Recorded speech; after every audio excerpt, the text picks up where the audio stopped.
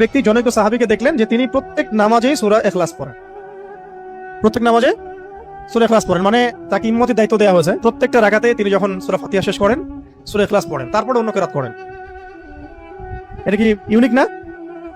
কখনো দেখেছেন এমন কোন ইমামকে?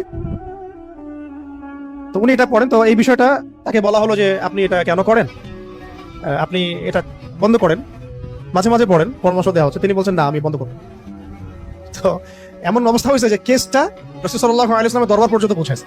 ইয়া রাসূলুল্লাহ, আপনার যে ইমাম আপনি দিয়েছেন সেই ইমাম তো এরকম করে, প্রত্যেক রাকাতেই সূরা ইখলাস পড়ে। এখন নবী সাল্লাল্লাহু আলাইহি ওয়াসাল্লাম এর কাছে যখন এই বিষয়টা আসলো, তখন তিনি জিজ্ঞাসা করলেন যে সূরা ইখলাস তুমি প্রত্যেক রাকাতে কেন পড়ো? তিনি বললেন যে আমি এই সূরাটাকে ইয়া রাসূলুল্লাহ ভালোবাসি, আমি এই সূরাটাকে ভালোবাসি। তখন নবী সাল্লাল্লাহু আলাইহি ওয়াসাল্লাম বলেছিলেন যে এই সূরার প্রতি ভালোবাসা তোমাকে জান্নাতে প্রবেশ করাবে।